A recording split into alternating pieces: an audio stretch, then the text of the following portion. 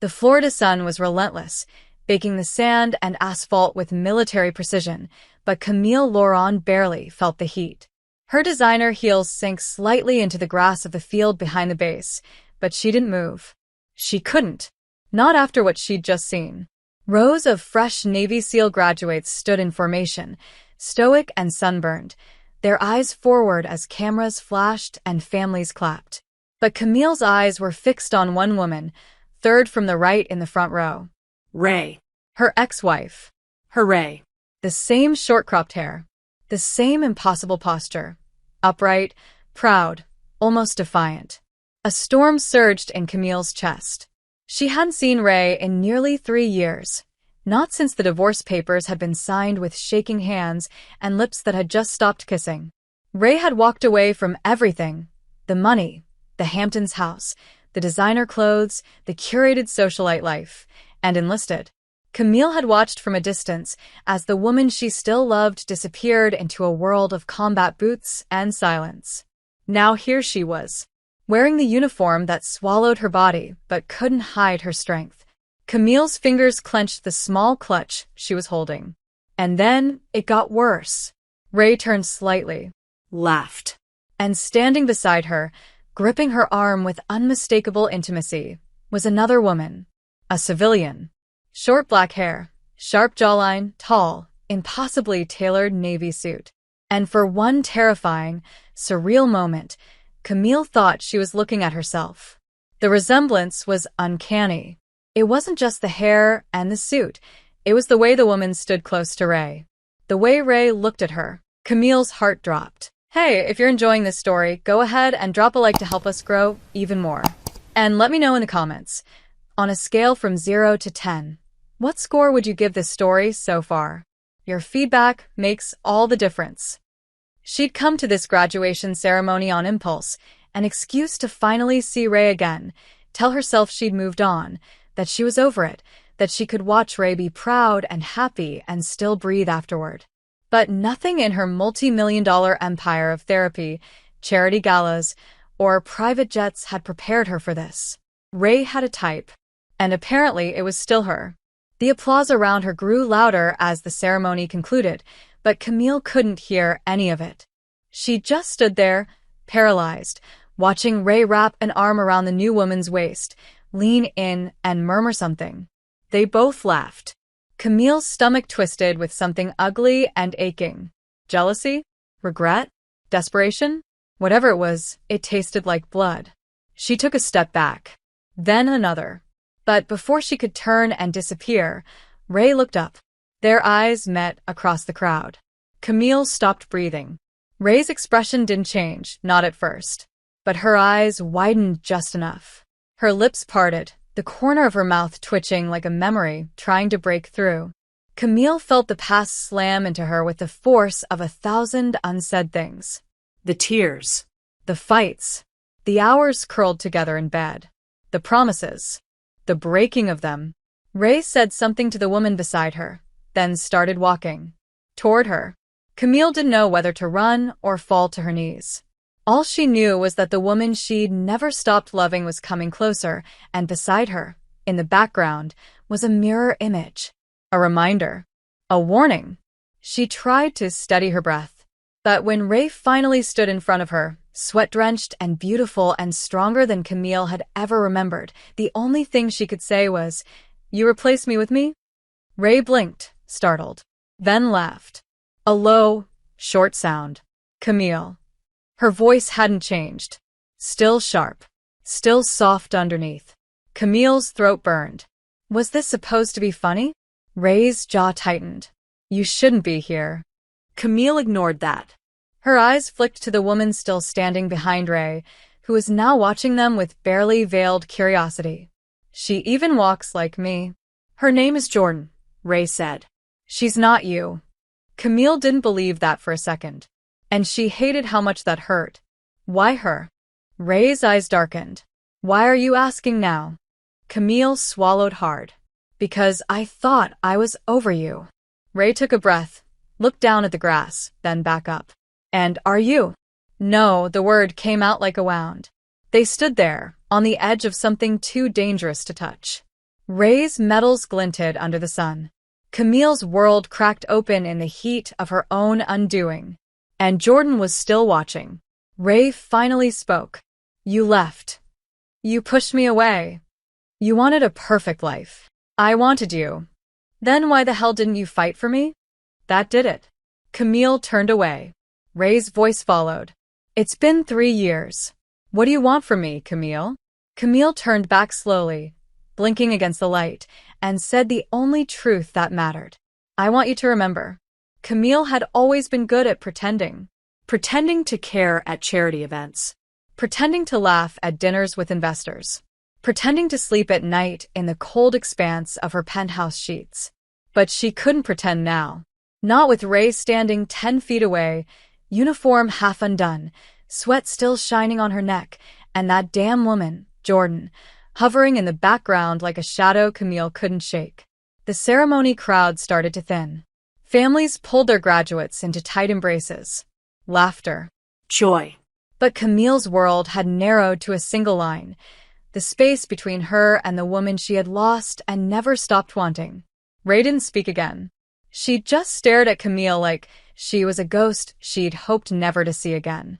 Camille took a step forward, heart pounding like a war drum. Can we talk? Ray's jaw clenched. We're already talking. Somewhere else.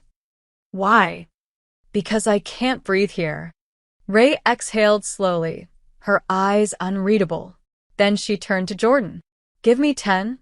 Jordan raised an eyebrow but nodded, leaning in to kiss Ray on the cheek before walking off, without looking at Camille. The kiss burned more than it should have. Ray gestured toward a row of palm trees behind the parking lot. Let's go. They walked in silence, the tension between them thick and heavy, like Florida humidity.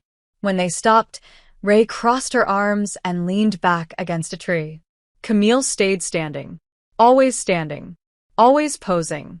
So, Ray asked, what is this, Camille? You fly all the way down here, in couture, just to get a front row seat to my life. Camille flinched. I didn't know she'd be here. But you knew I would. I had to see you. Ray gave a sharp laugh. Why now? Camille hesitated. Because I kept thinking the feelings would go away. But they didn't. And then when I heard you'd finished training, I don't know. I had to see you.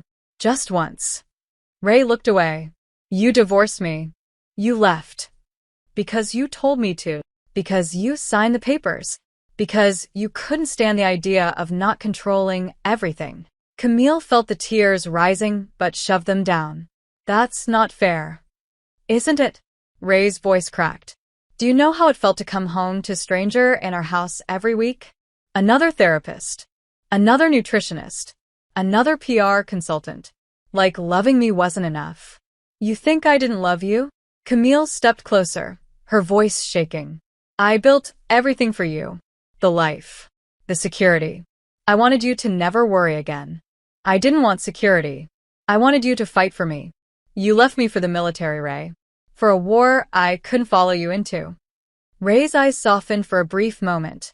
I left because I didn't know who I was anymore. You turned our life into a museum. I was just one of the exhibits. The words hit hard. Camille blinked fast. Then, why does she look like me? Ray didn't answer at first. Then, quietly, she doesn't. You just see what you want to see. Camille's voice was a whisper. Does she touch you like I did? Ray looked up sharply. Don't. Do you think about me? Stop it. Do you miss me? Ray's lips parted, but she said nothing. That silence was louder than anything. Camille closed the space between them. Inches away now. She could smell the salt of sweat on Ray's skin, the heat rising from her body, the pulse in her neck. I never stopped loving you, she said. Ray closed her eyes. Camille, tell me you don't still feel it. Ray's hands balled into fists. It doesn't matter. It does to me. You can't come back here after 3 years and... Ray's voice broke. I built a new life. With a woman who looks like your ex-wife. Ray opened her eyes, full of fury and heartbreak. Because I've been trying to forget you, and nothing works. The confession was raw. Camille's breath caught. They stared at each other. Too close, Too much. Ray looked like she was about to kiss her. Or slap her. Or both. Camille didn't care. Her hand reached out, gently brushing Ray's collarbone, fingertips tracing a path that had once been hers to own. Ray didn't stop her. But she didn't pull her closer either. I can't do this, Ray whispered. I'm with someone else. Do you love her? Camille asked. Ray hesitated. She makes it easier. That's not love. It's survival. And what we had? Ray looked down. What we had was fire. And I got tired of burning. Camille felt like she was drowning. Ray pushed off the tree and stepped away. The distance was small, but it felt like a mile. Go home, Camille. Is that what you want? Ray didn't turn around. I don't know what I want anymore. Camille watched her walk away, back into the arms of a woman who wasn't her, but almost was. And for the first time in years, Camille felt the sharp sting of consequences she couldn't buy her way out of. Camille didn't leave the base right away. She couldn't. Her driver waited patiently in the black SUV parked just outside the gates, engine humming, AC blasting, but Camille stood frozen beneath a palm tree, sunglasses on, trembling hands gripping her phone like it might anchor her to reality. Ray's last words kept looping in her head. I don't know what I want anymore. That wasn't a no. That wasn't closure. That was a door left open. A crack. And Camille had never been able to resist cracks. She always saw them as opportunities to slip back in. She took a long, steadying breath, then climbed into the back seat and gave the driver the name of the hotel Ray had listed as the graduation's official lodging. She wasn't done. Not yet. The lobby was buzzing with guests, air thick with salt and aftershave. She waited in the corner, sunglasses still on, heart pounding beneath her silk blouse. And then she saw her, Jordan, alone, standing near the elevator banks with a keycard in one hand and Ray's duffel bag slung casually over her shoulder. Camille studied her, really studied her now, not just the surface-level resemblance. Jordan was sharper, colder. She carried herself like someone who'd learned to protect her own heart with a blade. Ray never would have fallen for someone soft, not after what happened between them. Camille approached without thinking, her heels clicking with deliberate elegance. Jordan turned at the sound, and their eyes locked. You're her, Jordan said. No smile. No hesitation. Just the quiet certainty of a woman who'd already put the pieces together. Camille took off her sunglasses slowly. And you're the one she settled for. A flicker of amusement crossed Jordan's face. Funny. She says I remind her of no one. She's lying. Maybe. Or maybe I'm what she needed after someone broke her in half. Camille's jaw tightened. You don't know anything about what we had. I know she flinched when she saw you. Jordan stepped closer. I know she barely slept last night because she found out you were coming.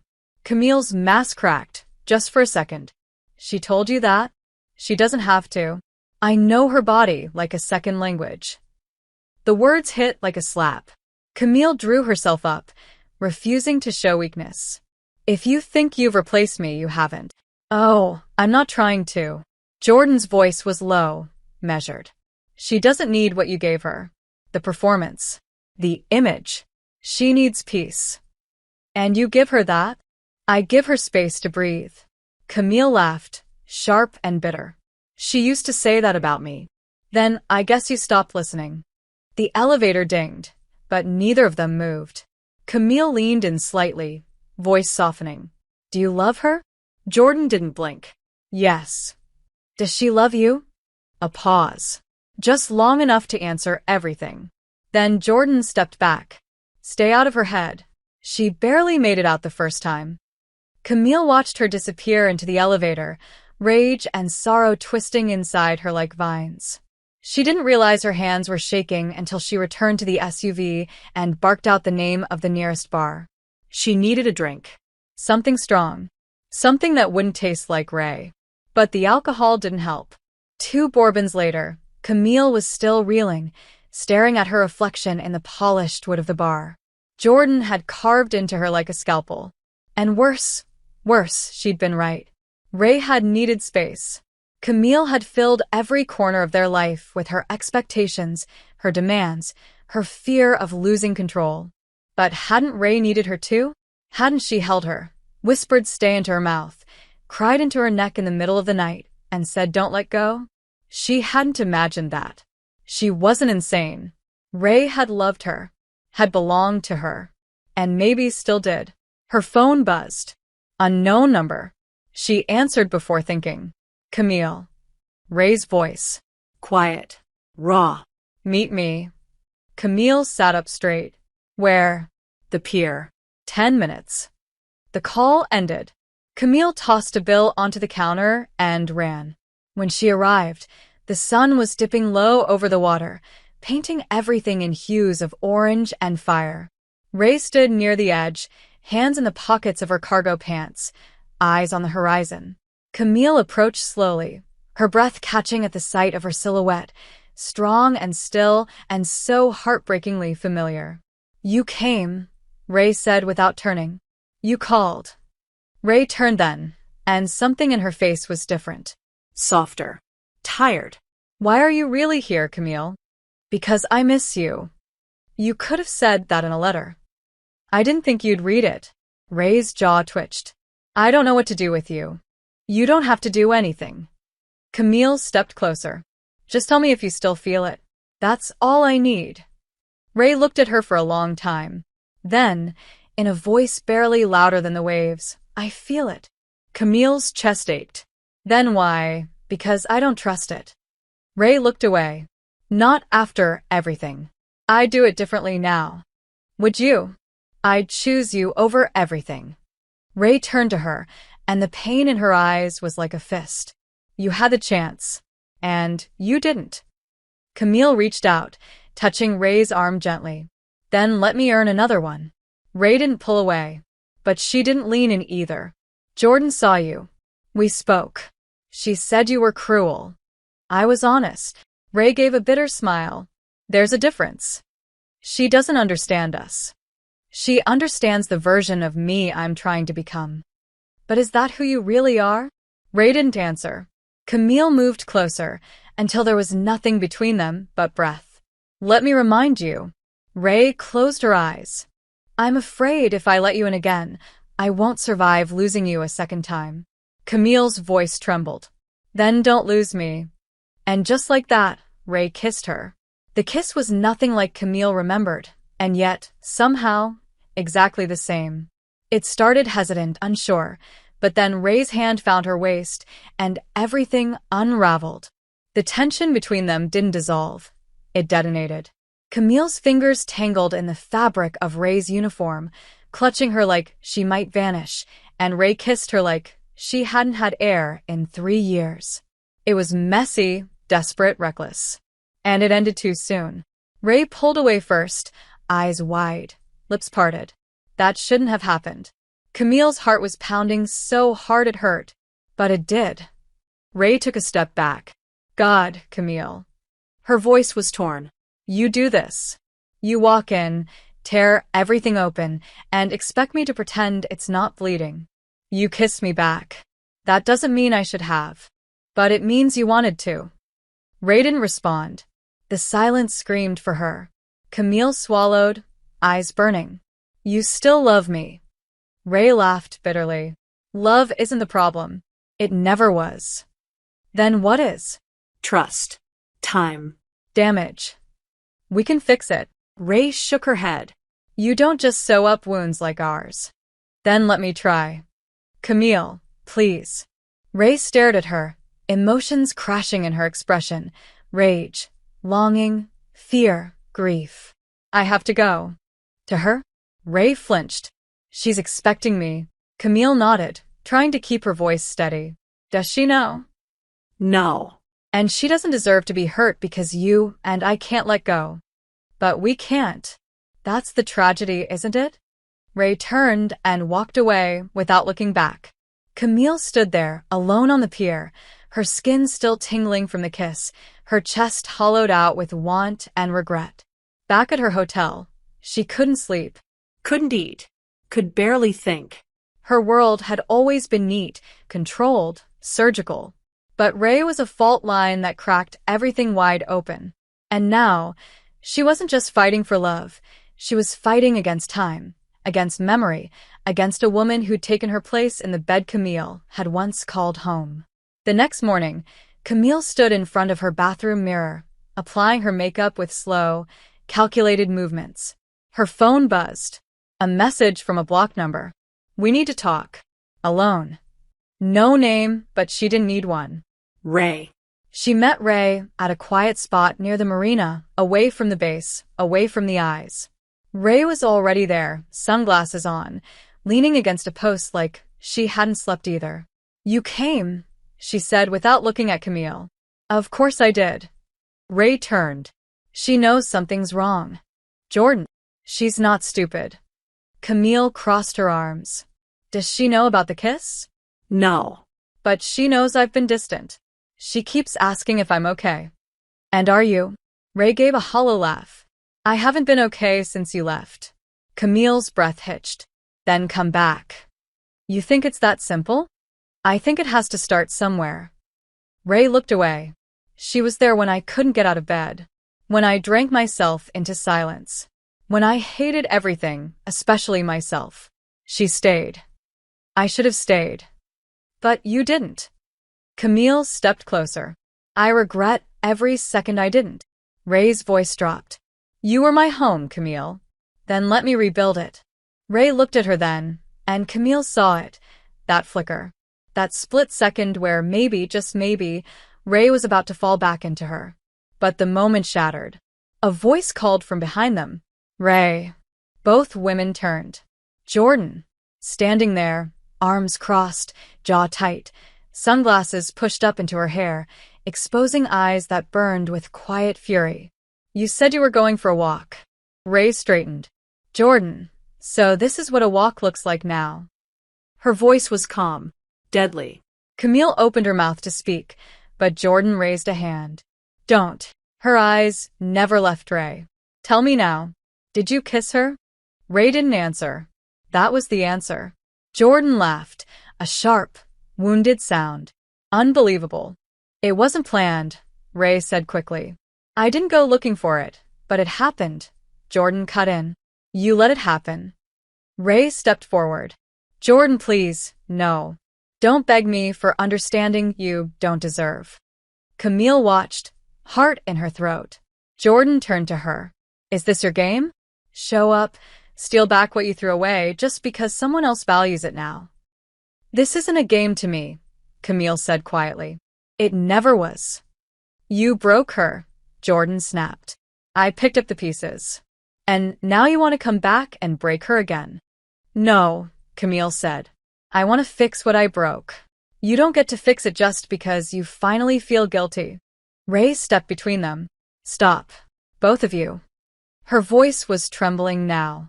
"I can't do this if you're tearing each other apart." "Then pick," Jordan said. Ray looked stricken. "What?" "Pick, Ray. Her or me." Camille held her breath. Ray looked at her, then at Jordan, then back again. "I don't know." Jordan's face crumpled. "Then you've already decided."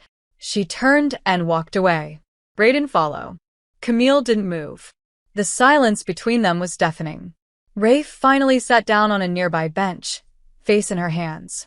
"I've screwed everything up." Camille sat beside her, not touching, just close. No. "You're just standing between two lives. I thought I wanted peace. Simplicity. Someone who wouldn't pull me under." Camille swallowed. "And now?" Ray looked at her, eyes full of guilt and longing. "Now I'm drowning all over again." Camille reached for her hand. "Then let me swim with you." The silence between them stretched long into the evening, broken only by the occasional rustle of palm fronds in the warm coastal breeze. Ray sat hunched on the bench, staring at the ground like it might give her answers, while Camille remained beside her, close enough to feel the heat of her, far enough not to push. She didn't speak. Not yet. She knew better now. Ray's mind was a battlefield, and Camille had no right to charge across it without being invited. Finally, Ray broke the silence. She packed a bag. Camille turned slowly. "Jordan." Ray nodded, eyes hollow. "Said she needed space. said she wasn't going to compete with a ghost. Camille exhaled. I didn't mean to blow up your life. Ray looked at her, the faintest shadow of a bitter smile on her lips. Didn't you? Camille winced. I wanted you to know I still feel everything. That I'm still here. Yeah, Ray murmured. I got that. Another silence. This one heavier. Ray leaned back, tilting her head toward the sky. I used to imagine this moment, she said softly. You showing up again, saying all the things I used to dream you'd say. And now it feels like drowning in déjà vu. Camille folded her hands in her lap. Maybe that's fair. But maybe déjà vu means we still have something unfinished. Ray's laugh was low, dry. Unfinished? Camille, we burned to the ground. Then let's rebuild.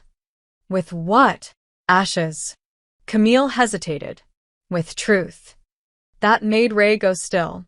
Her voice was sharp when she spoke. Truth? You want truth? Fine. She turned to Camille fully now, eyes dark.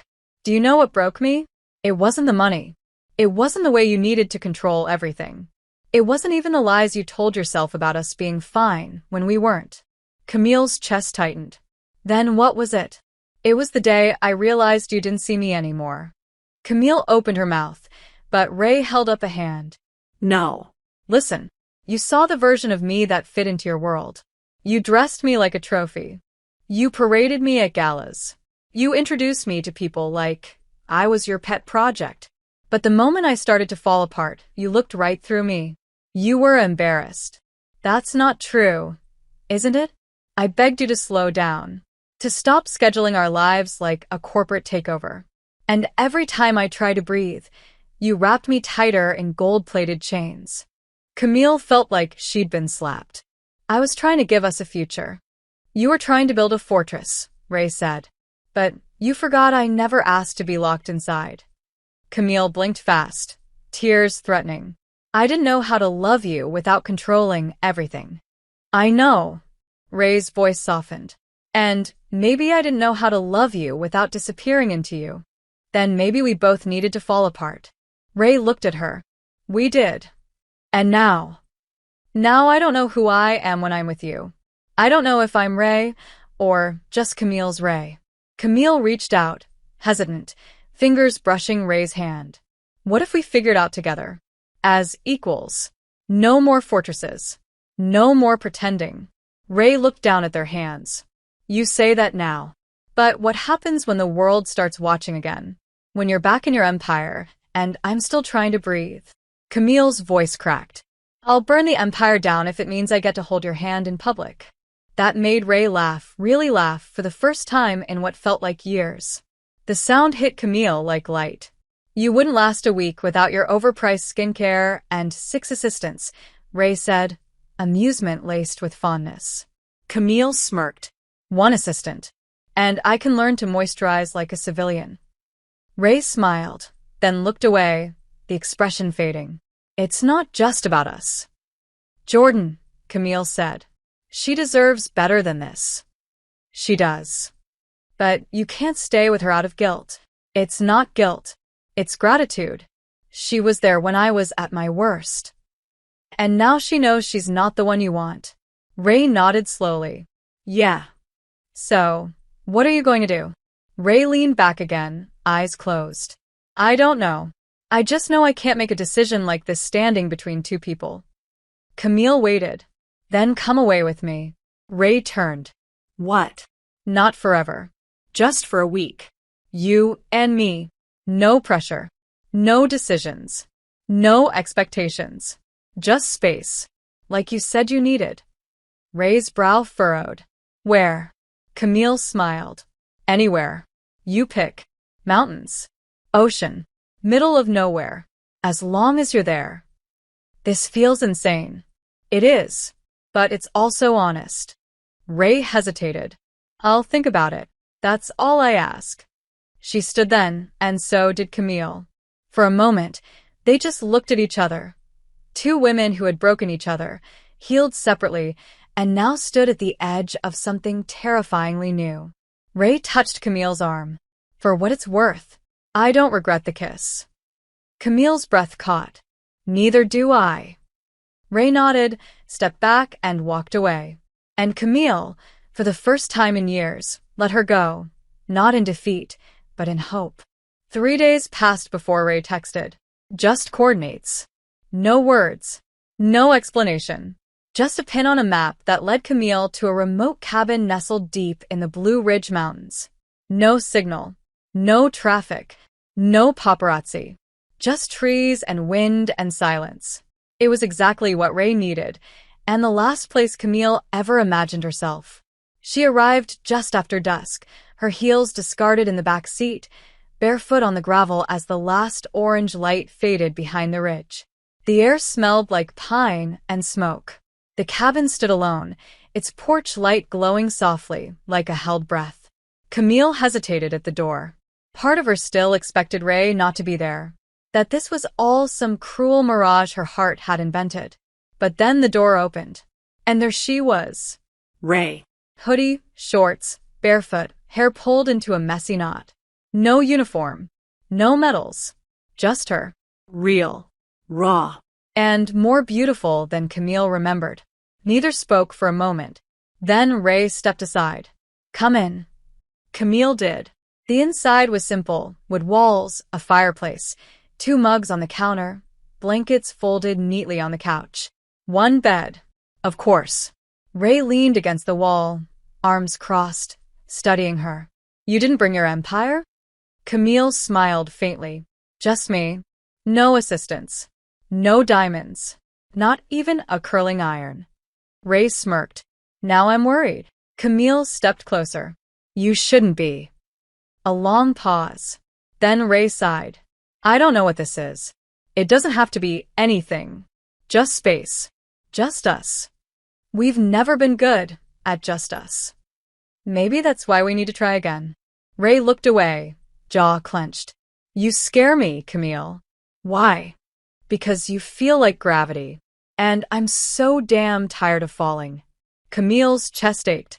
Then maybe let me fall with you this time. Ray didn't answer, but she didn't walk away either. That night they didn't touch. They sat on the couch with tea and silence. Ray read. Camille stared at the fire. At one point, their hands touched on the armrest, and neither pulled away. The next morning, Camille woke to the sound of Ray chopping wood outside. She stood at the window, watching her ex-wife, muscles flexing, jaw set, completely unaware of the way Camille still craved her. Not just physically, but soul deep. She made breakfast. Ray came in, sweating, hair sticking to her neck. Camille handed her coffee. Their fingers brushed. A heartbeat too long. Thanks, Ray said. For the coffee? For coming. Camille nodded, suddenly shy. I didn't think you would ask. I didn't think you would come. Another silence. But this one felt different. Warmer. That night, the storm came. Rain slammed against the roof, thunder echoing through the mountains. The power flickered once, then died. Ray lit candles. Camille stood barefoot on the wood floor, arms wrapped around herself. This is oddly romantic, she said. Ray raised an eyebrow. You cold? A little. Ray grabbed a blanket from the couch and wrapped it around her shoulders. Her hands stayed there, just a second too long. Camille looked up. This feels dangerous. Ray's voice was low. Everything about you feels dangerous. Then why am I here? Because I'm tired of pretending I don't want you. Camille's breath caught. She reached up slowly, fingers grazing Ray's cheek. Then stopped pretending. And Ray kissed her. This time there was no hesitation. No doubt. Just heat. Camille melted into it, into Ray, into the feel of hands gripping her waist, of mouths rediscovering territory they'd never truly forgotten. The kiss deepened, grew hungry, desperate. They stumbled toward the couch, pulling each other down. Ray hovered above her, eyes dark, lips swollen. Tell me to stop. Never. Clothes came off slowly, reverently. Camille's blouse. Ray's hoodie. Skin against skin. Breaths ragged. Hands memorizing what time had not erased. Ray kissed down Camille's neck, across her collarbone, down to her stomach, worshipping her like a woman starving for something sacred. Camille gasped, arched, tangled her fingers in Ray's hair. "I missed you," she whispered. Ray's voice trembled against her skin. "You ruined me." "Then let me ruin you again." They made love like a question and an answer, like fire and rain, like a promise they hadn't dared to speak. When it was over, Ray lay tangled in Camille's arms, her cheek pressed to her shoulder, their legs intertwined beneath the blanket. "What happens now?" she whispered. Camille kissed the top of her head. "Now we rest. And tomorrow we decide." Ray didn't reply, but her hand found Camille's, and she held it tight. Outside, the storm passed. Inside, something fragile and furious and real took root. The morning sun filtered through the thin linen curtains, soft and golden, warming the wood-paneled room with a gentle glow. Camille stirred slowly, blinking awake to the unfamiliar quiet, the kind of silence only nature could offer. No sirens, no distant traffic, no hum of staff or phone buzzing with calendar alerts. Just birdsong and breath. Ray's breath. Camille turned her head and found Ray still asleep beside her, one arm draped over Camille's waist, face relaxed in a way she hadn't seen in years. It was terrifying how natural it felt, like slipping back into a dream she didn't want to wake up from. She reached up and brushed a strand of hair from Ray's cheek. Ray stirred, exhaled, and opened her eyes slowly. "Morning," Camille whispered. Ray blinked once, twice, then murmured, "You're still here." "I said I would be." Ray sat up, rubbing her eyes, the sheet slipping down her bare back.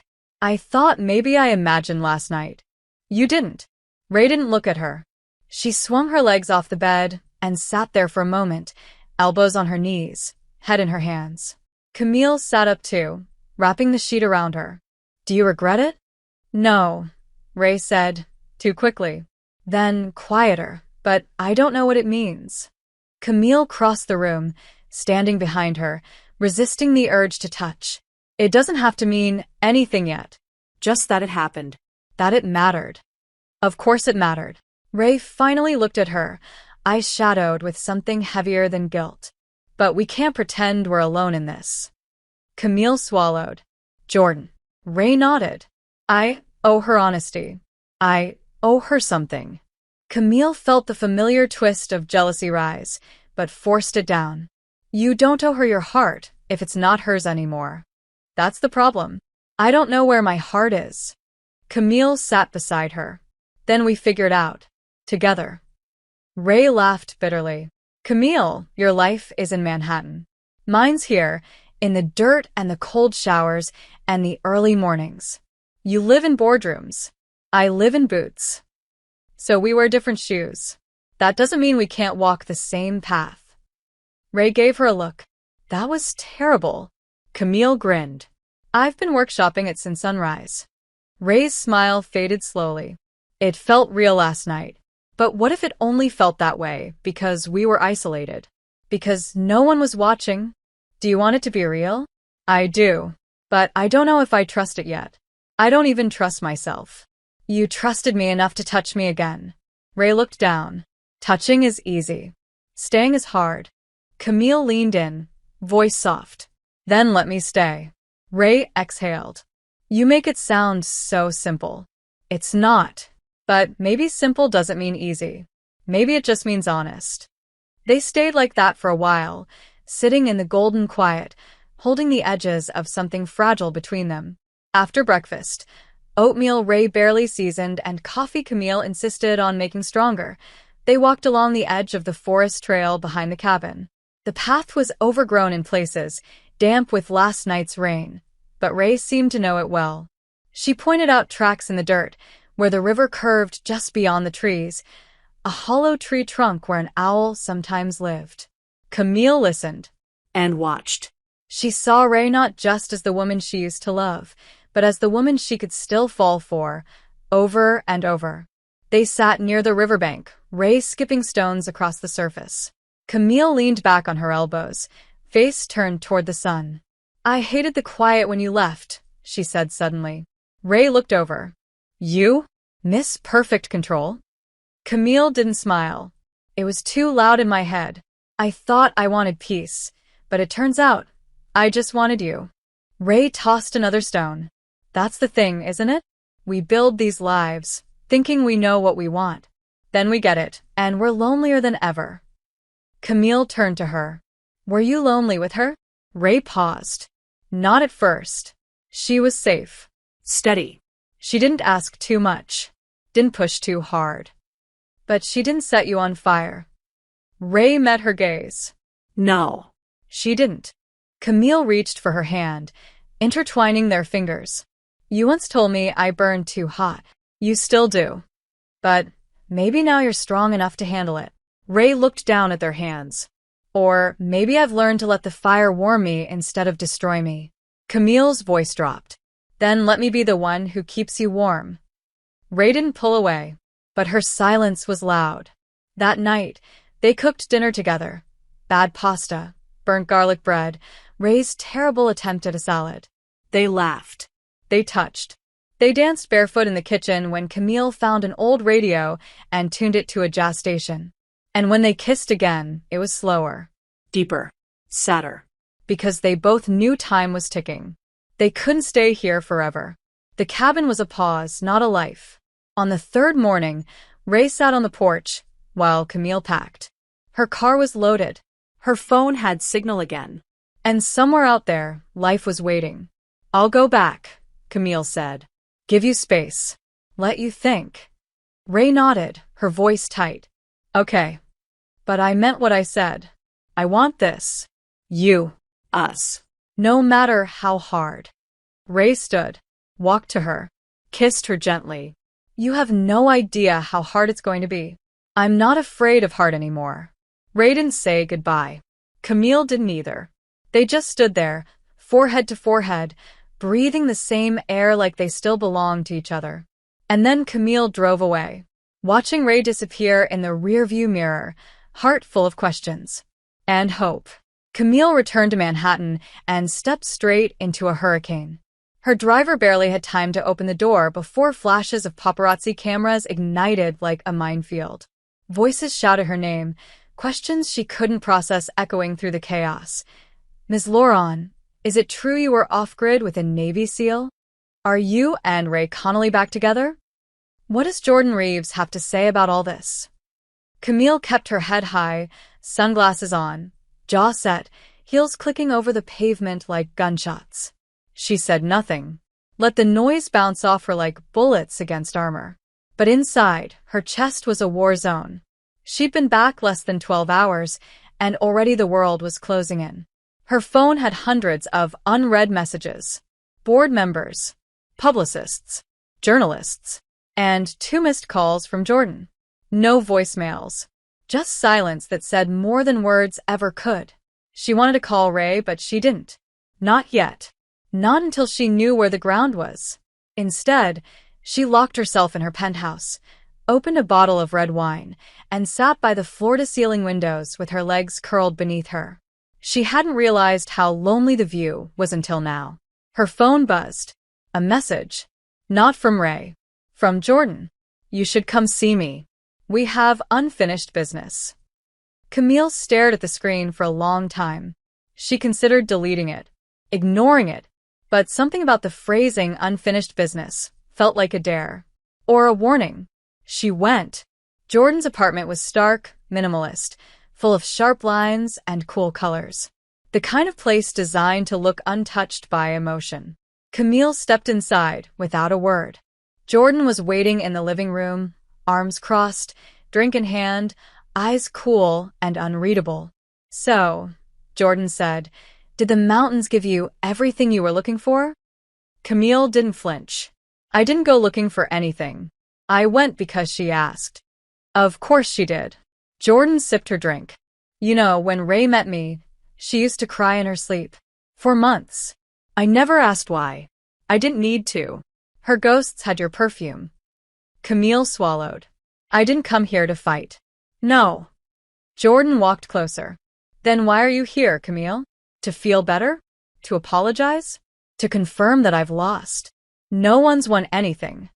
Then what exactly did you take from me? Camille met her gaze. I didn't take anything. Ray was never yours to keep, the same way she was never mine to own. She's her own damn person. Jordan's eyes narrowed. And yet you still think she'll choose you. Camille didn't answer. She didn't need to. The silence said enough. Jordan tossed back the rest of her drink and stepped closer, their faces inches apart now. Do you even know what love is? Real love, Camille? The kind that waits. The kind that doesn't need grand gestures or billion-dollar apologies. Camille's voice was steady. Real love is messy. And painful. And selfish sometimes. But it's honest. And that's what Ray and I have, whether you like it or not. Jordan stepped back. You know, I used to think you were the villain in her story. Now I'm not so sure. I think maybe you're the cliff she keeps throwing herself off of. Maybe, Camille said. But maybe I'm also the one who finally catches her. Jordan didn't answer. Just walked to the door and opened it. Goodbye, Camille. Camille walked out without another word. Later that night, she stood on her balcony, phone in hand, debating. She'd promised to give Ray space. But space was running out. The story had already leaked. Someone had seen them. Speculated. The headlines were everywhere. Heiress and hero rekindle flame? Camille Laurent disappears with ex-wife. Returns without explanation. Ray was going to see it. And Camille didn't know how she'd react. So she texted. I'm here. Whatever you need. I won't speak to the press. I won't move until you tell me where you stand. No response. 2 days passed. Then 3. Camille went to work, sat through meetings, smiled at fundraisers. But inside, she was unraveling. And then, on the 4th night, her intercom buzzed. She pressed the button. Yes. A voice. Low. Familiar. It's me. Ray. Camille buzzed her in. Her hands were shaking by the time the elevator opened. Ray stepped out wearing jeans and a worn leather jacket, hair windblown, eyes dark. Camille didn't move. You came. I saw the headlines. I didn't say anything. I swear. I know. Ray looked tired. Jordan did. Camille blinked. What? She called a reporter. Said it was better for the world to know than to let it rot in silence. Camille's stomach turned. Why would she? Because she was hurt. And she wanted someone to hurt back. I never wanted this to get ugly. Ray stepped forward. It always gets ugly when you mix love and pride. Camille's voice cracked. Do you hate me now? No, Ray's voice was soft. But I don't know if I trust you yet. Camille swallowed. Then don't trust me. Just feel me. Whatever we have, let it be real, even if it's messy. Ray exhaled. This is a lot, Camille. My phone hasn't stopped ringing. My commanding officer pulled me into a meeting. My team is asking questions. I'm under review for potential reputational risk. I'll make a statement. I'll protect you. That's not the point. Ray shook her head. The point is, you don't get to come back into my life and set fire to everything unless you're staying to rebuild it with me. Camille stepped closer, her eyes full of quiet fire. Then give me the blueprint. I'm not going anywhere. Ray searched her face for a long time. Then finally whispered. Then let's start over. No secrets. No lies. Camille's throat tightened. No running. Not unless we run toward something this time. Like what? Ray took her hand. Like a future we actually build together. And somewhere, deep beneath the wreckage of everything they'd broken, something new began to grow. Camille had never felt so exposed. Not even during her parents' messy, public divorce. Not during her rise through the boardrooms of Laurent and company.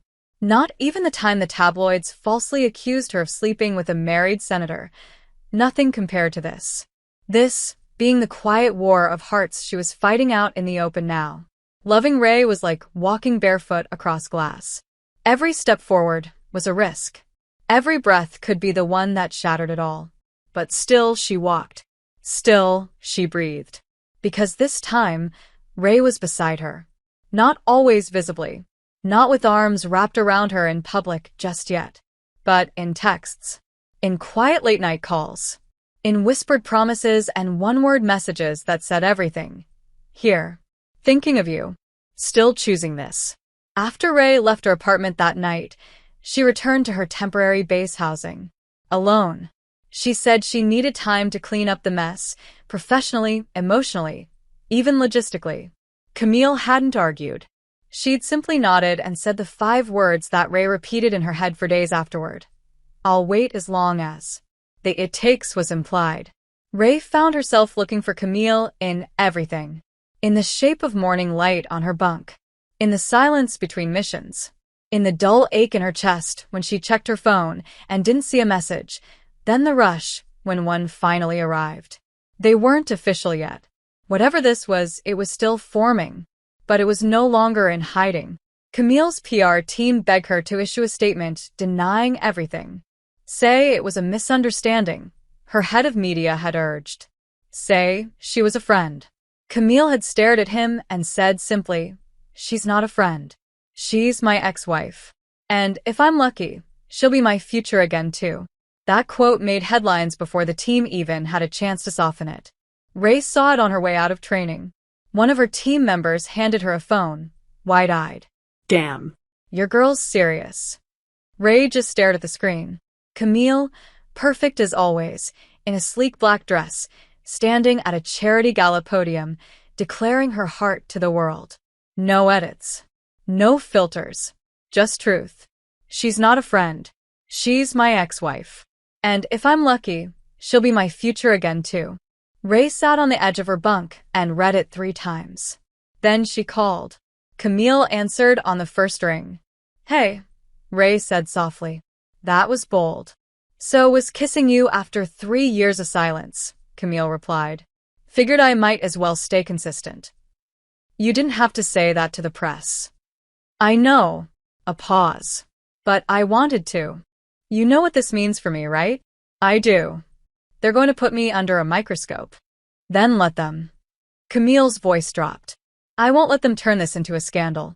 Not without fighting back. Ray was quiet for a moment. Then, there's a fundraiser next weekend. Military families. It's public. Press will be there. I know. I saw the invite list. You were invited? I'm one of the donors.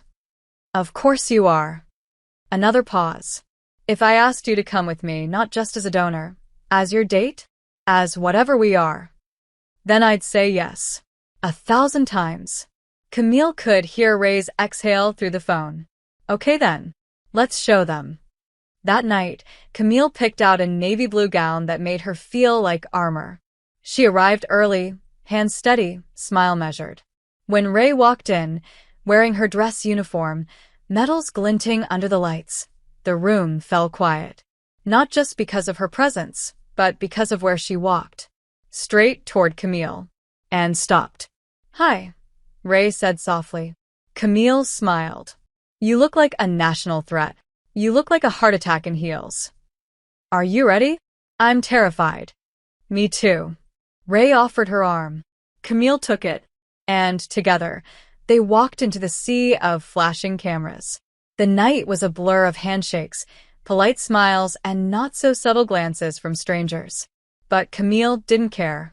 She watched Ray beam when she greeted other servicewomen. She felt Ray's hand graze hers when no one was looking.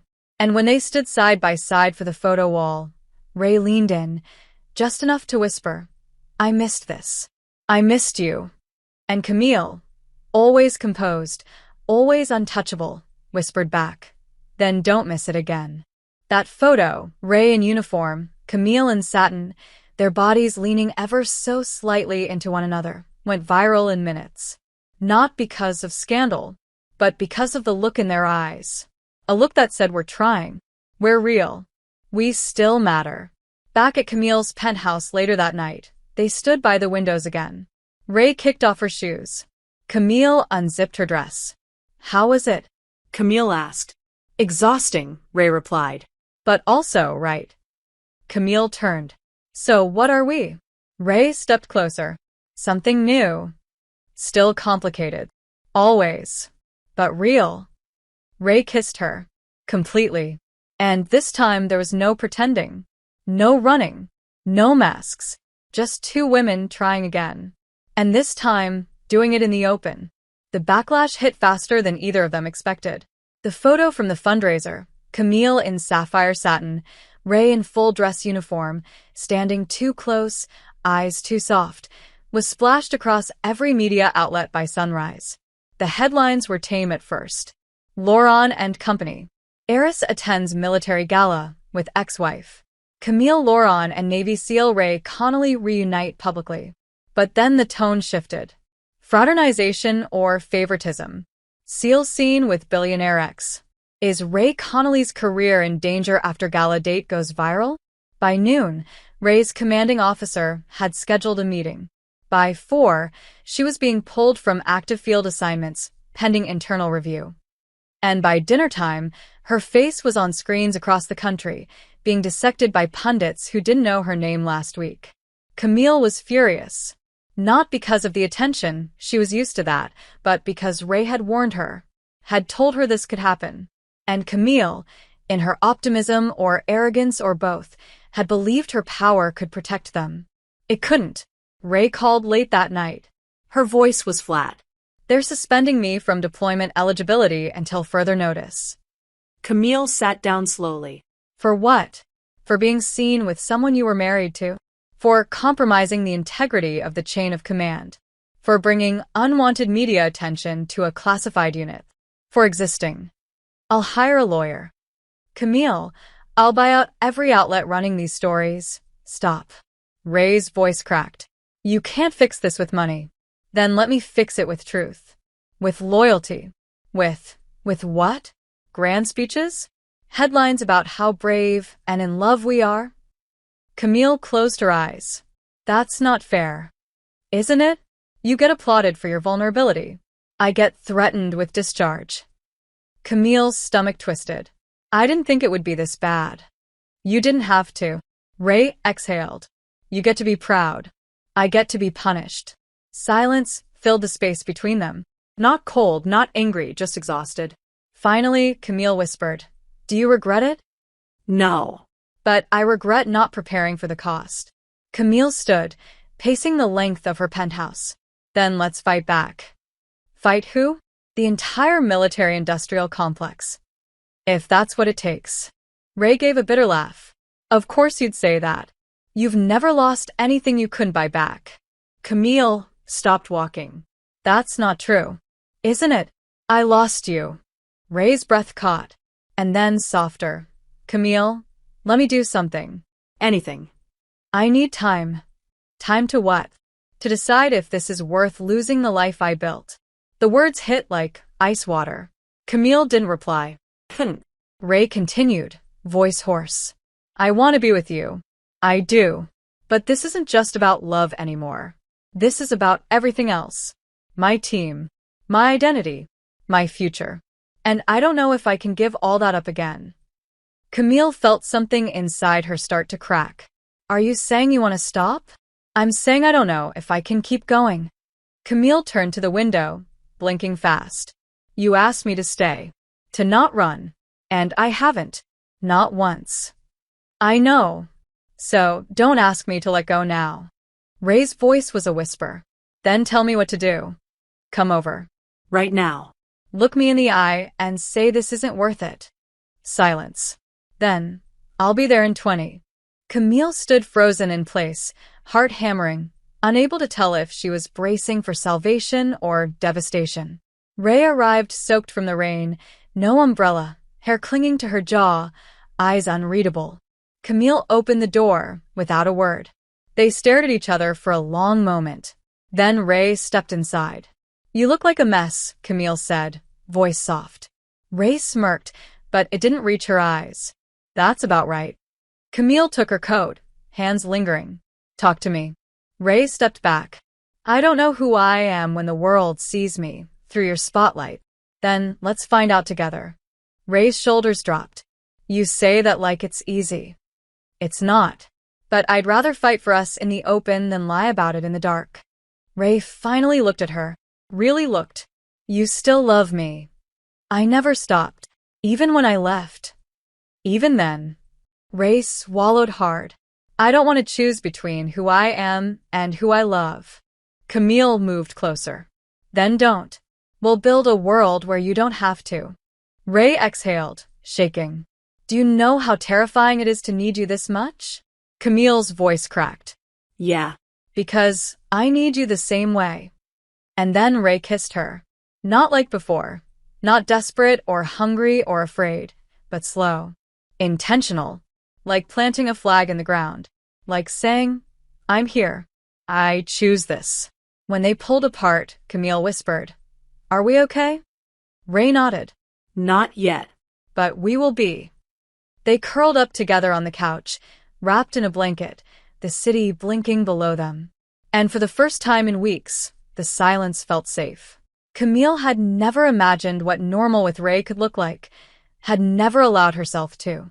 Their relationship had always existed in extremes, luxurious highs, devastating lows, stolen moments wrapped in gold or buried in silence.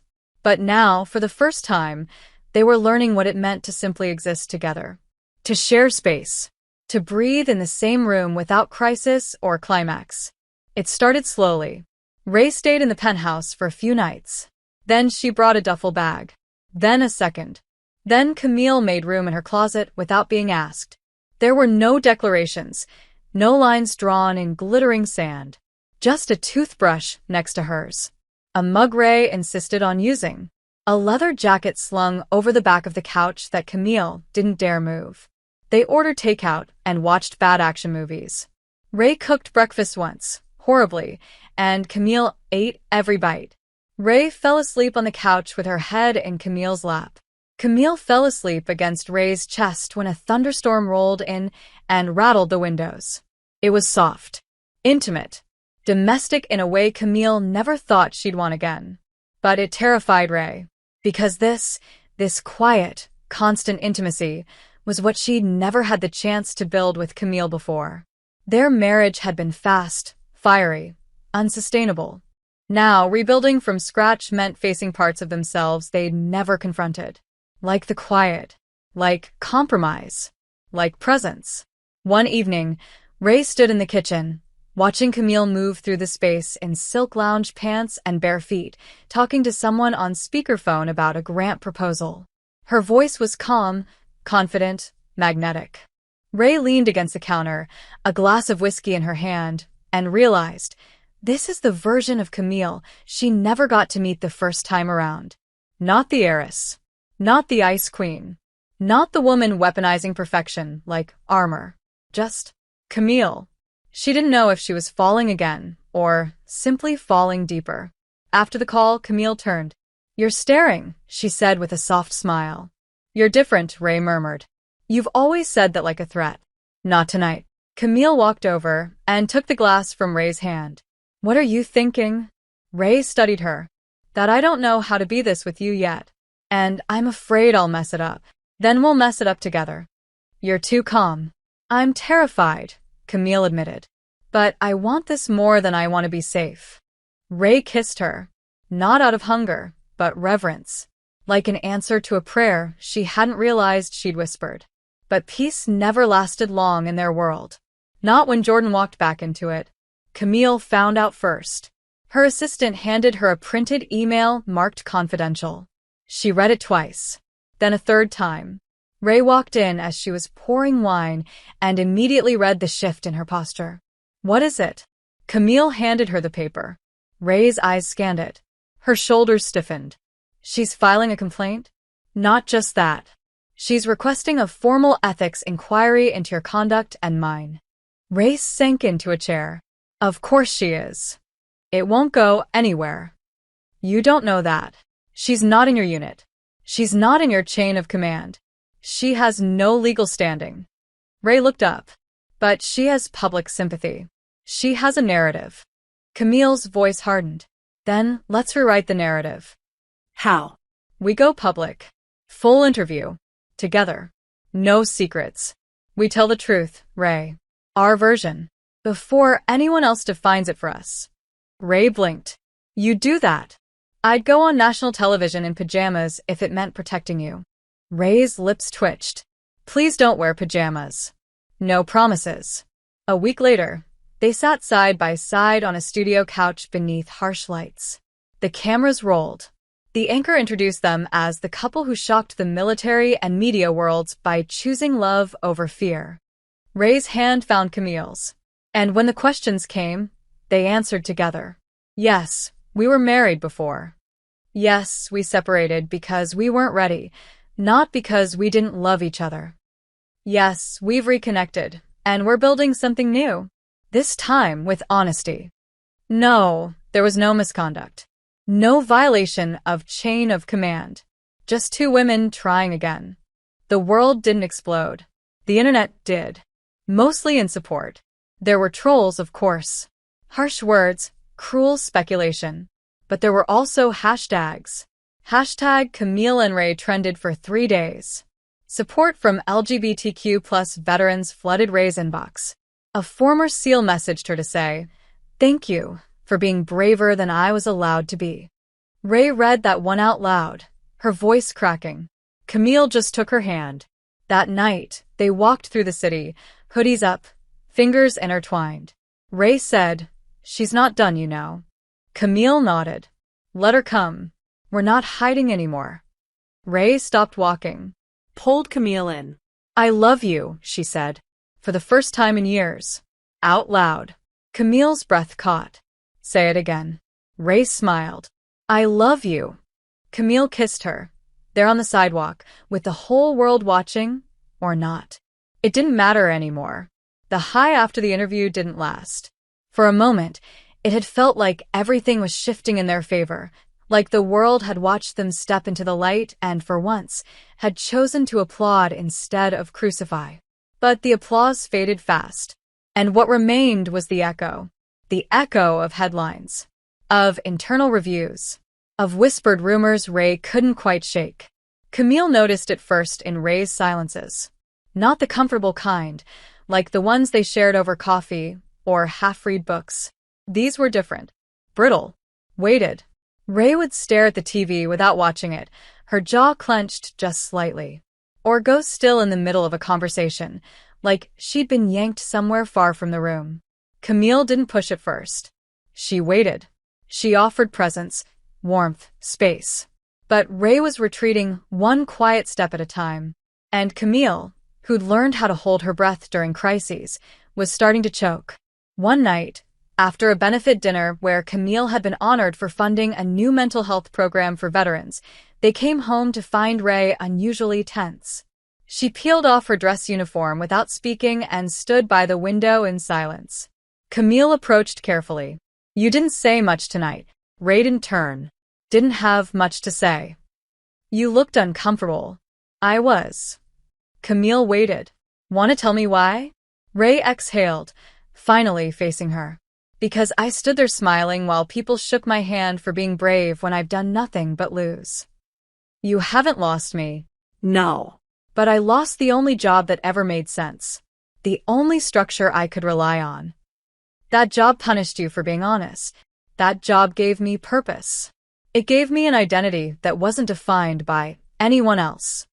And I took that from you?" Camille's voice trembled. Ray flinched. "I didn't say that." "You didn't have to." The words hung there. Too sharp. Too true. Ray crossed her arms.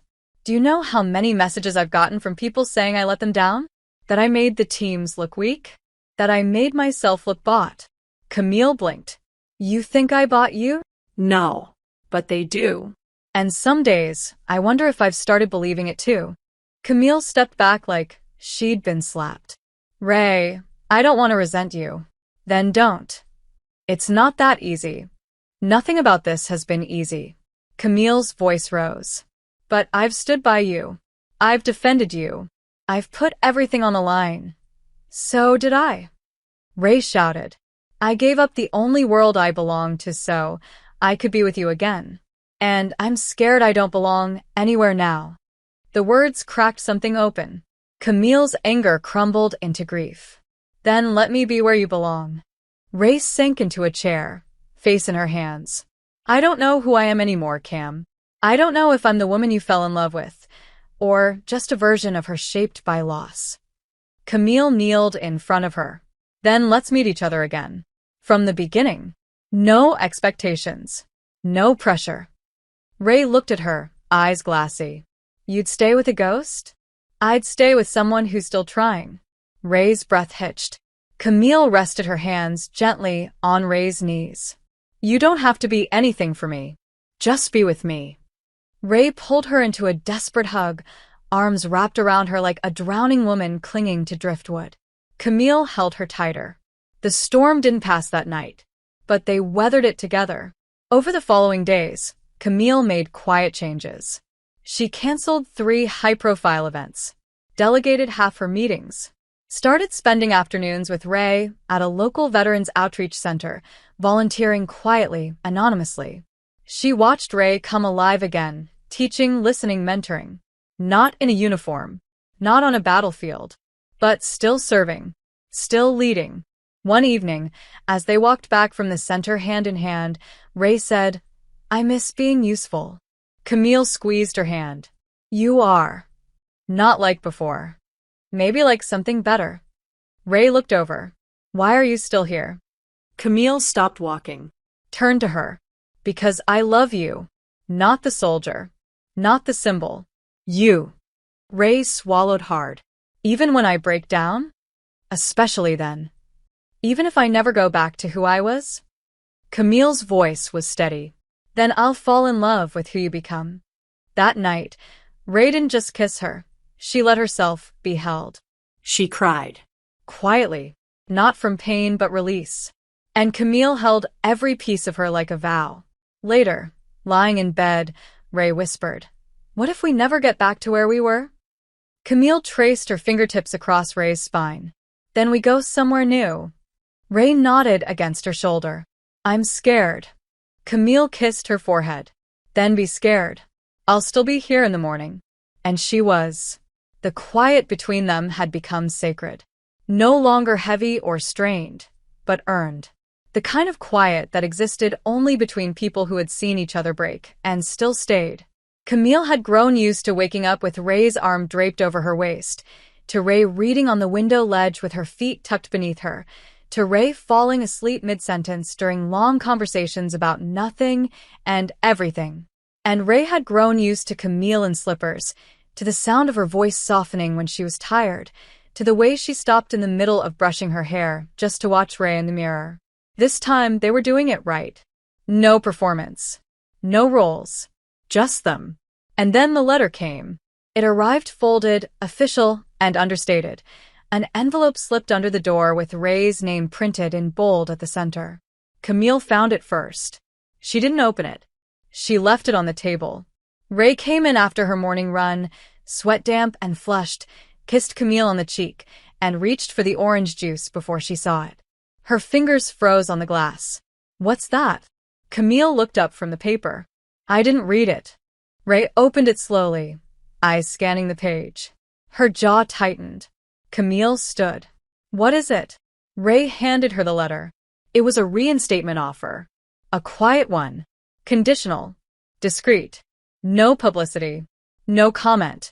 Just a transfer to a different unit. Overseas. 6 months. They want you back, Camille said, eyes scanning the words. Sort of. Ray's voice was unreadable. They want to fix the optics. Quietly. Camille's stomach dropped. And you? Ray didn't answer right away. She moved to the window, the city stretching beneath her, sunlight casting a golden glow across her shoulders. I miss it, she admitted. The structure. The fire. The mission. And me. Ray turned. You're not a mission. No. But I'm here. You've always been here. That's the problem. Camille folded her arms. So go. If that's what you want. Ray blinked. That's not what I said. Then what are you saying? Ray walked over, cupping Camille's face. I'm saying I don't know how to choose between 2 parts of myself. You don't have to choose. But I won't pretend this wouldn't change everything. It's just 6 months. And a world away. Camille pulled back gently. I won't ask you to stay. But I also won't pretend it won't hurt like hell if you leave. Ray sat on the edge of the couch, rubbing her hands over her face. I didn't ask for this. No. But it's here now. You think I should stay? Camille hesitated. I think you should do whatever brings you peace. But I won't lie and say I won't be scared every day that you'll come back changed or not at all. Ray looked up. I'd come back for you. Camille's voice was barely a whisper. Would I still be here when you did? That night, Camille didn't sleep. Ray sat on the balcony until almost dawn, the city lights flickering like a heartbeat below. In the morning, Ray made coffee, badly, and poured Camille a cup before sitting beside her. I wrote a letter, she said. Camille looked over. Ray handed her an envelope. Inside was her response to the reinstatement offer. Can I read it? Camille asked. Ray nodded. Camille unfolded it slowly. And then her breath caught. The letter said no. Respectfully, firmly, clearly no. Ray had declined the offer. Had thanked them. Had said she found her mission elsewhere now. In helping veterans adjust. In advocating for reform. In building something real, personal, lasting. Camille looked up, speechless. Why? Ray smiled softly. Because I don't want to spend the rest of my life running back into war just to feel like I matter. I matter here. With you. With this. Camille exhaled a shaky breath. Are you sure? No, Ray laughed, eyes shining. But I've never been sure of anything in my life. And I'm still here. Camille stood and crossed the room, pulling Ray into a slow, deep kiss. I love you, she whispered. Enough to stay? Ray answered with another kiss. Enough to start. That afternoon, Camille took Ray to see the space she'd just leased, a small building downtown. Nothing flashy, but perfect. A non-profit, she said. Veteran support, outreach, training, whatever you want it to be. You run it. I'll fund it. We'll build it together. Ray looked at the space, then at Camille. You did this for me? No, Camille said. I did this for us. Ray leaned against the doorway, overwhelmed. What if I fail? Then we'll fail forward. Ray laughed through her tears. You're ridiculous. But right here. And Ray knew then, with absolute certainty, that the life they were building, imperfect, messy, beautiful, was worth everything she gave up to claim it. Camille never believed in forever. Not really. She'd grown up watching powerful people trade love like currency, conditional, transactional, beautiful only from far away. Her parents' marriage had been one long, slow unraveling beneath the flash of magazine covers and champagne toasts. And for a long time, Camille thought that was all love was, something fragile, temporary, a performance. Until Ray, who didn't perform. Ray, who didn't need glitter to be unforgettable. Ray, who saw Camille not as a symbol, but as a woman. And now, finally, Ray was hers again. Not in some fairy tale way. Not in a ribbon-wrapped, diamond-studded fantasy. But in the real, raw, soul-deep kind of way that meant waking up to the same breath, the same body, the same storm every day and choosing it. Camille sat on the floor of their new nonprofit office as the final coat of paint dried on the walls. Ray stood in the doorway, arms crossed, wearing old jeans and a t-shirt with a tear in the collar. Her hair was messy, her fingers smudged with blue. She looked like home. What? Ray asked, catching Camille's gaze. Nothing, Camille murmured. You're just really hard to look away from. Ray smirked. You're getting soft. I've always been soft for you.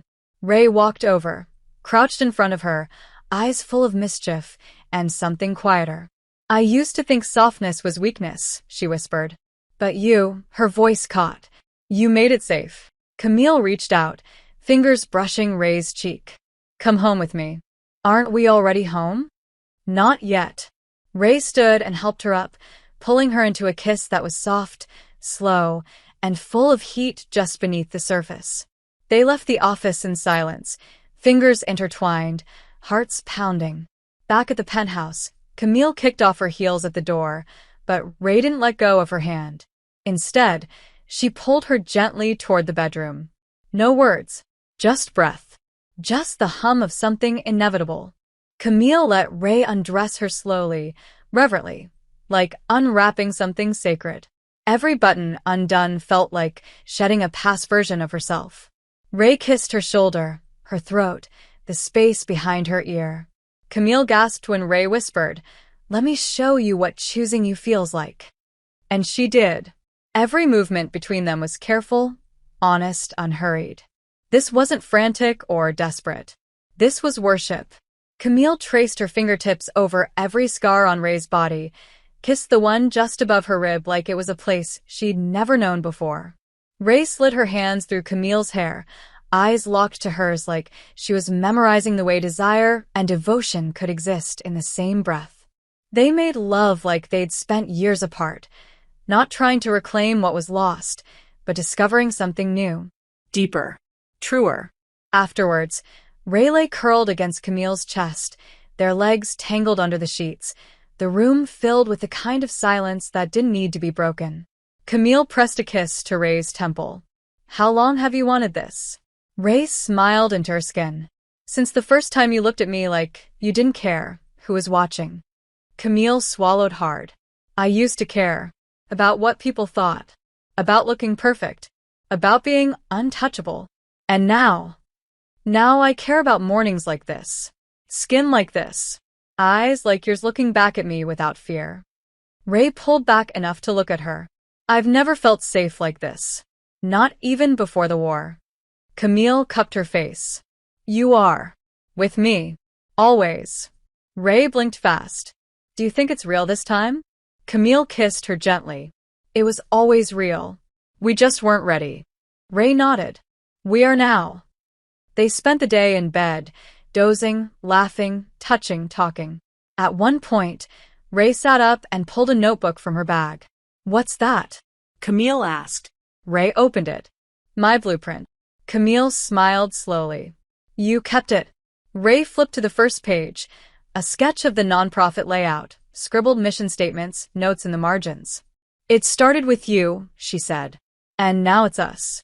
Camille sat beside her, took a pen, and wrote underneath the last note, "Built on love. Reinforced by fire." Ray read it, smiled, and underlined the word fire 3 times. "We're going to be okay, aren't we?" she whispered. Camille nodded. "We already are." That night, as they stood on the balcony watching the city pulse beneath them, Ray turned to Camille and said, "I want to marry you again."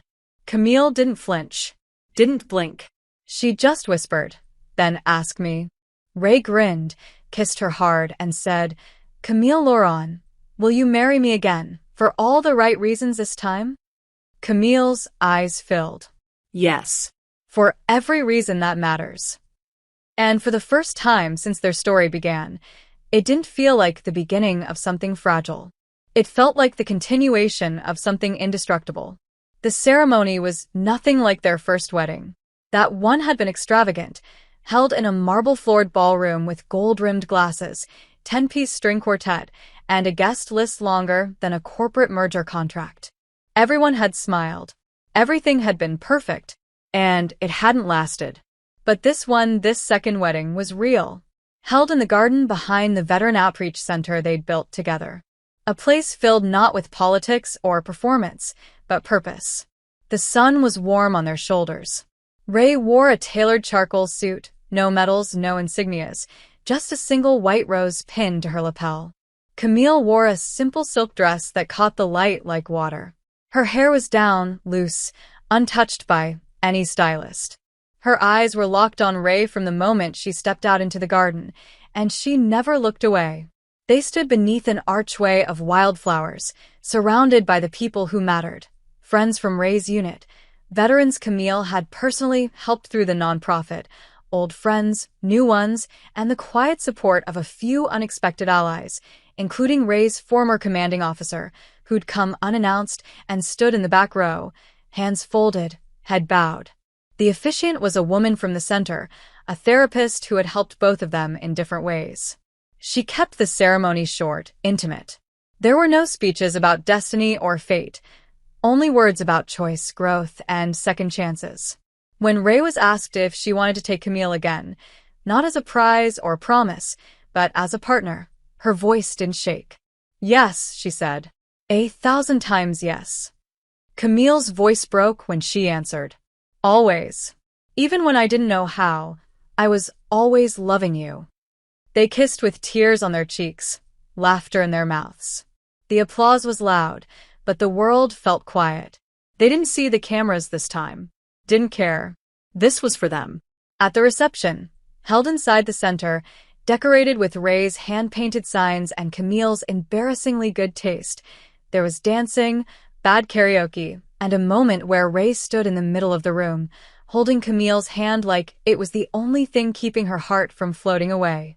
I didn't think I'd ever get this, Ray said, breathless from dancing, cheeks flushed. Get what? Camille asked. Peace. Joy. A future that's not haunted by the past. Camille leaned in, forehead against hers. It's ours now. No ghosts. Just us. Later that night, they walked home together under the stars. Ray carried her shoes. Camille carried her bouquet. Neither one wanted to break the silence. It wasn't empty, it was full. Full of everything they'd endured to get here. Back at the penthouse, Ray paused by the door. You sure you want to spend the rest of your life with someone who snores like I do? Camille laughed. I've had worse distractions in bed. Ray smirked. Yeah. Camille pulled her close. But none I've loved this much. They kissed again. Slow. Lingering. Full of certainty. Inside, Ray walked over to the window, looking out over the city. Camille came up behind her, wrapping her arms around Ray's waist. You know, Ray said quietly, I think this might actually be forever. It is, Camille whispered. Because this time we didn't fall into it. We built it. Brick by brick. Ray turned in her arms. So what now? Camille smiled. Now we live it. Over the following weeks, their lives didn't become easier. But they became theirs. The center grew. Ray took on more responsibility. Camille stepped back from 3 major corporate boards and launched a foundation in her late brother's name, focusing on mental health for military families. They hosted community dinners at the center. They traveled for conferences. They got matching tattoos, tiny coordinates inked on the inside of their wrists, the exact spot where Ray had kissed Camille again for the first time after 3 years. They fought sometimes. Real fights. About things that mattered. About boundaries. About control. About who used the last of the oat milk. But they always found their way back to each other. Because they wanted to. Because now they knew how. Because love, this time, wasn't about conquering. It was about choosing. Again and again. Every single day. One morning, Camille woke up to find Ray in the kitchen, reading over papers. She was humming. Her hair was a mess. The sun was hitting her just right. And Camille just stood there, heart full, eye soft. Ray looked up. What? Nothing. Camille crossed the room. I love this. I love you. Ray pulled her in close. Then keep loving me. Even when I leave the toothpaste cap off. Even when I forget your birthday. You would never. Even when I do, Ray said, smiling. Even then? Camille nodded. Even then. That night, they lay in bed together, hands linked, hearts quiet. And when the world felt far away, Camille whispered into Ray's hair. We did it. Ray answered with a sleepy smile. Yeah. We really did. And they fell asleep knowing they were no longer surviving their love. They were living it. If you enjoyed this content and want to support the channel in a special way, try clicking the thanks button below. It's the one with the heart and $sign icon. With super thanks, you can make a direct contribution to the channel, which helps me keep creating awesome videos for you.